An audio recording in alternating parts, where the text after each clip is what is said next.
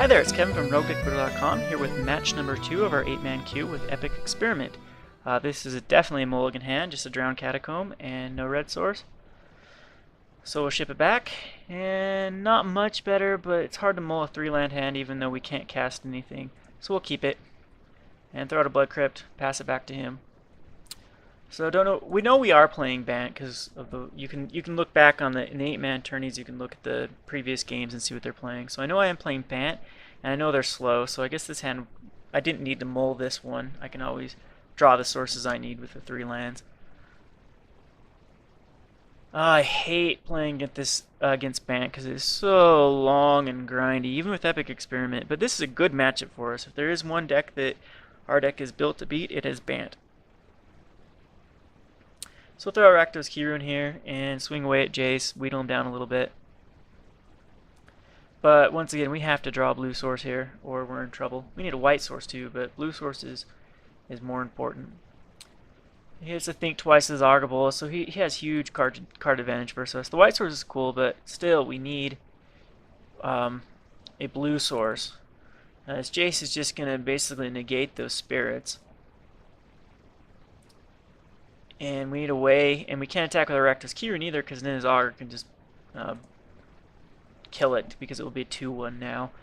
So we're desperately looking for a blue source and can't find it. The Battle Hymn's kind of cool. If we do get a blue source, we're in good shape. So he just goes crazy on the card advantage over us, and he's slowly working the Jace up. Centaur Healer is a pain in the butt, but we're still in good shape.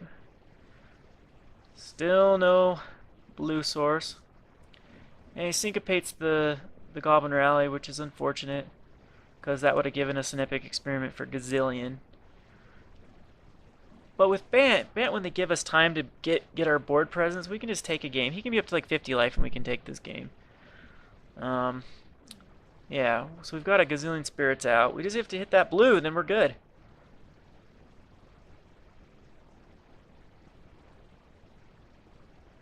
So he keeps wheeling this away at the Centaur Healer. Another Bolus comes out. He misses on that one, I believe. Did he miss? No, he got another Think Twice, so yeah. So what did he do there? We cast a Battle Hymn and he syncopated it? Yeah. That is what happened. So we tried to go for an Epic Experiment there, but he syncopated the Battle Hymn? I'll have to relook back on there. Sorry, I was distracted. And he did we see that he got Terminus there? Is that our Supreme Verdict? Yeah, so I did see that he picked up a Supreme Verdict with his Augur Bowl, so I know he's probably just going to Supreme Verdict here. So that's why I blocked. And sure enough, he does Supreme Verdict. And as Jace is getting up to 8, we got to prevent him from getting up to 8. And Garruk, that does suck, but it gives us a free Forbidden Alchemy, and we have to grab another land here. Ship that out, but this is probably going to be too much for us to handle. We'll try to throw out a Tal'Arin, but he doesn't live long either, and this sucks with Clifftop. I have no targets, or with his Ghost Quarter. When he kills our Clifftop, I have no basic lands in this deck, so I couldn't grab anything. So he's drawing some cards with Garruk. And throws out a Thragtusk. And okay, so the Tal'Arin is going to give us a ton of creatures if we can actually hit something with our Augur, which we miss. And we don't really have the Desperate Ravings in our yard, but I'm trying to avoid a Terminus here by not overextending. So we'll Desperate Ravings 1, get back a Drake, and we can wheedle down his Jace, keep him at 7. That's our goal, is to keep that Jace at 7. And he does, though, I know he's got a Terminus here. That's exactly why he's attacking with everything. So we will block his Thragtusk, so he has 0 creatures on board after he Terminuses. But then we do lose our Rakdos Keyrune. But we'll float a mana, and I guess we can snap or Desperate Ravings. Snap into a Forbidden Alchemy or Desperate Ravings. But he's able to get a Beast out to block the Snapcaster, so I did Desperate. Didn't hit anything decent there. Get Electromancer, Lingering Souls, flash it back. So if we're in pretty decent position if we can hit. I don't know why I did that there. I don't know why I went for here. Maybe that was... I just went for it because I knew he's going to ultimate Jace. But Jace really doesn't have any good targets in my deck. He's got an Angel Serenity in his. And we try to Epic here for some...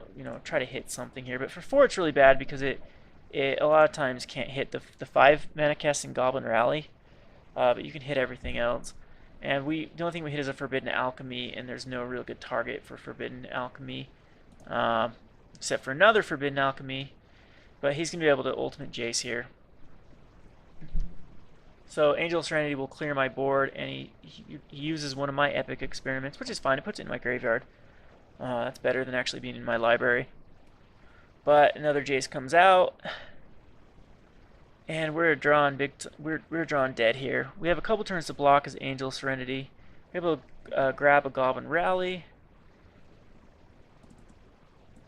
And decide to Forbidden Alchemy again. We find Lingering Souls, put the Pass in Flames and the Burn at the Stake in the graveyard. We have no Battle Hymn anywhere though, but we do have plenty of creatures next turn for a kill with Burn at the Stakes if we can Pass in Flames.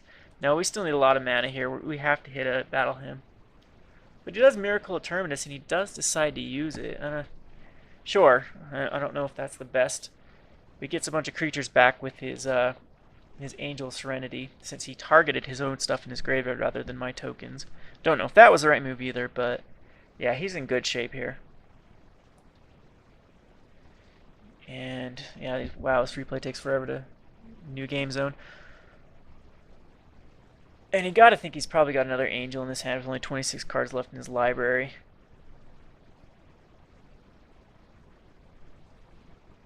And his Jace is getting big again. We only have a couple turns before it gets to 8. So we got to find something quick here. He's up to 36. The Hallowed Fountain, not going to do anything for us. Lingering Souls, flash it back, and hit another one from our graveyard. No, we didn't. We should have cast another one from our graveyard. But it is pretty much over because we have to block with everything. And that doesn't do it for us. So... flashback, some Lingering Souls, but yeah, we're pretty much dead here. Gotta block with everything. Clears our board again. We'll loot just to put another card in our graveyard. And it was a Sulphur Falls anyway, but we'll draw into Steam Vents and die here. So that was game number 1. We'll go on to game number 2. Which, that was a pretty good hand. We've got everything but a black. Got the Talrand. Got 2 Forbidden Alchemies. Like I said before, Bant usually gives us plenty of time to set up, especially if he's drawing his miracles here. And we'll find an Electromancer there that will accelerate us. We miss a land drop here, and he syncopates our Goblin Electromancer. I don't agree with that play. He needs to save those counters for our kill conditions. It is nice that we can accelerate with our Goblin Electromancer, but our Goblin Electromancer isn't doing much. Plus, if he gets like a Centaur Healer out, you can block that all day, and it barely accelerates us. So, we'll grab a land here, the Black Source land, and we won't run out a Lingering Souls into a counter. We'll just keep letting him, building up our board presence. But maybe that wasn't a bad mistake, too, to run Talrand out into a counter, but he lets it resolve. But he de-spheres it, that's fine. Again, we have other ways to kill him besides Talrand. And 1 Lingering Souls in our hand, 1 in our graveyard. So we do have the kill condition in our hand. And negates Lingering Souls is fine. We can still flash it back. And we're in good position here. He's down to 1 card. And we've got a handful of cards. So we'll throw out Chandra here. And he does have the negate for her. So that's unfortunate, and I tapped wrong, so I couldn't flash back my Lingering Souls. But we'll throw out a Goblin Rally here, which think twice, flashes back, think twice to try to find another counterspell, but it sticks. So Terminus would blow us out of the water here. He's now up to 4 cards through his think twices, but we're okay. We got the Battle Hymn here. If he taps out, he's dead. But he does Terminus here, so that is unfortunate. And we have a Lingering Soul still in our yard and plenty of Forbidden Alchemies. So we'll just do that. We'll Forbidden Alchemy end a turn here to fill up our hand again with another threat, and have the Lingering Souls still in our graveyard. We don't find anything decent. Take a Desperate Ravings to thin out our hand even more. And since we have 2 Epic Experiments, I decided just to go for a Epic Experiment for 5. That's the minimum I like to cast it for, and the only thing we do find is, out of the 5, let's see, so, yeah, the only thing we do find, it finds a Goblin Lecture, Goblin Lecture, Lingering Souls, and Silver Falls, so the only thing it does find for us is the Goblin Rally. But that's a good one, because now we have 2 Battle Hymns in hand, and it does get Terminused, but we got Goblin Rally in our graveyard. If we get some acceleration here, some targets for our Battle Hymn, we can do a huge Battle Hymn into Past in Flames and a Battle Hymn into Burn at the Stake and win off one turn. So we're still doing good. He's down to 1 card again, and we're able to find another Past in Flames, Desperate Ravings. And Desperate Raven fortunately does hit our Epic Experiment, which sucks, but we'd have a Snapcaster to snap it back. And Tammy is fine. She's not really a threat at this point. We're not really attacking with anything. So Lingering Souls. And what do we do? Oh, we're going to Burn at Stake and kill Tamio. Since we have it, we can just throw it in our graveyard and be fine with the Past in Flames. So we'll wheedle him down a little bit. He's still down to 1 card. And throw the Key Rune and pass it back to him. And we have plenty of... we have Forbidden Alchemy in a turn that we can flashback, which we will do. And we find a Goblin Electromancer. I don't know if that's the right play here. But I'm thinking we're gonna try for the kill here. That's probably why I took it.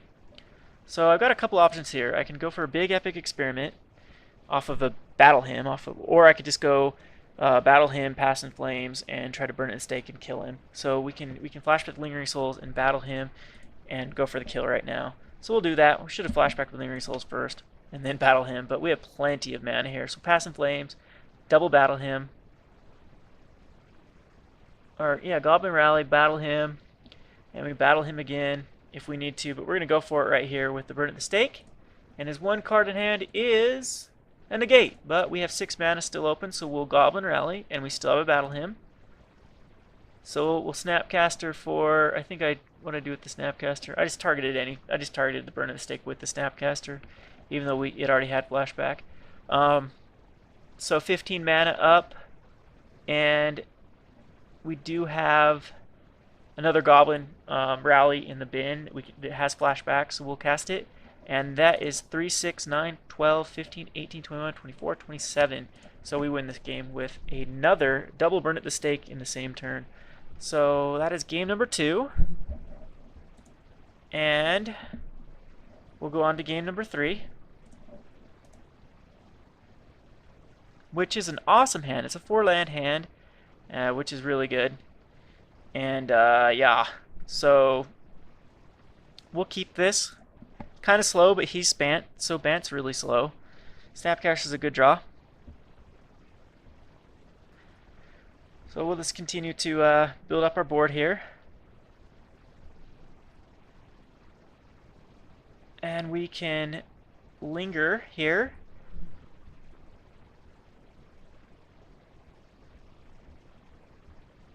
And he's trying to lock down my lands with Tamio, but I'm okay. I'll just wheel him down then. And I decide not to flashback my Lingering Souls in case he's got a Terminus. And I can Forbidden Alchemy anyway. That was what I was planning on doing. And Chandra's an awesome draw here. So he doesn't know we have it either with Forbidden Alchemy. So he does Terminus, so we did play around that pretty well. I don't know why I just wanted to Terminus 2 tokens, but now we're able to throw out the flashback Lingering Souls. And another Terminus. He's Terminus awaying half a card each time. But it gives us a free cast now for Chandra. So we will throw out Chandra here and ding down his Tamio. And Chandra's going to be incredibly hard for him to deal with. He has no way to get rid of him except Detention Sphere. So if he doesn't have a Detention Sphere in hand, I can just keep his Tameo at 4. And I do run a Talent out, and he does Syncopate that. That's fine. We can find another token generator here. And he's wheeled down my Chandra, so I can't get her to 6, but that's fine as well.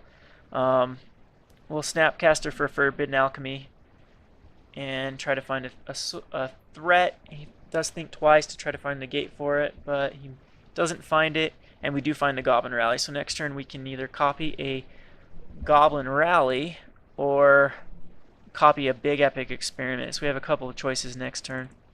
So we will go ahead and copy an Epic Experiment because we can get 2 of them off for 5, which is what I like to get Epic Experiments off. And so out of 10 cards, we're bound to hit, hopefully bound to hit a kill. So with the first Epic Experiment, I do believe we find the kill off the first Epic Experiment. So we find, it hasn't showed up yet. Let's see here. So off the first Epic Experiment, we find a Goblin Rally and a Goblin Rally.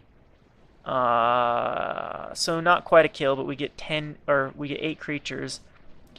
And now all we need to hit in the other one is a Battle Hymn.